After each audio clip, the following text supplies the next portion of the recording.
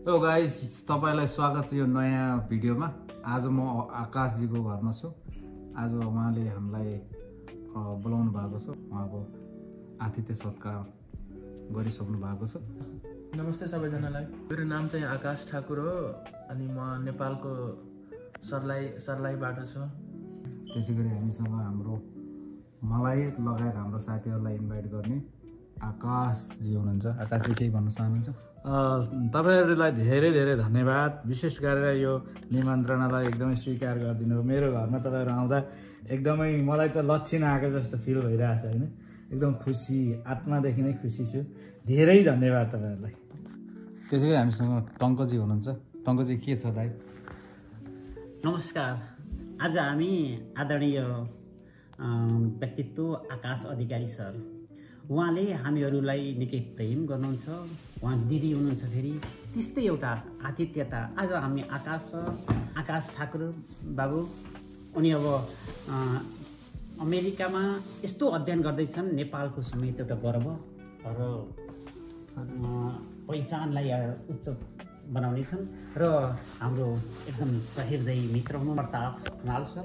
हामी सबैको एउटा संयोजन छ र मिठो भोजनसहित मिठो सङ्गीत पनि आज भयो।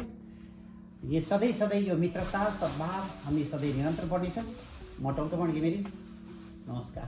यो भोजन चाहिँ विशेष गरेर मेरो प्यारो मान्छेले अति मजाले बनाउनुहुन्छ। धेरै मानिसलाई पनि खुवाउनुहुन्छ, उहिलेदेखि बनाएको। उसको हातमा एकदम मिठास पनि छ। धेरै धन्यवाद दिन्छु उसलाई पनि फेरि म। उहाँको हातलाई र उहाँको कलालाई विशेष धन्यवाद। धेरै धेरै धन्यवाद तपाईँले हामीलाई सम्झिनु भएकोमा, यस्तो व्यस्त समय पनि हामीलाई सम्झेर बोलाइदिनु भएकोमा। यो जमघट हुनलाई कुनै विशेष दिन चाडपर्व कुर्नु पर्दैन क्या। मन इच्छा शक्ति भयो भने जति बेला पनि जमघट भएर यसो रमाइलो गर्न सकिन्छ। अनि विशेष यो चाहिँ के हो भन्दाखेरि आउँदै गरेको क्रिसमसको सबैलाई शुभकामना पनि हो।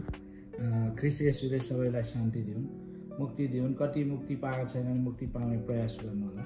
यो नै मेरो हृदयबाट तपाईँहरूलाई स्वागत छ। धन्यवाद। ल, म तपाईँलाई उपलक्ष्यमा सबैलाई शुभकामना। अनि आज हामी के खाँदैछौँ? बनाउने मान्छे उहाँ हुनुहुन्छ। उहाँको मेहनत के छ हेर्न सक्नुहुन्छ। यहाँ दाल छ, दही भयो, भात त हाम्रो नेपालीको छँदैछ। अब यसमा तपाईँको सेलरोटी, अचार, अनि तरकारी, गोपीको मासु, अचार, कुरै छोड्नुहोस्। अब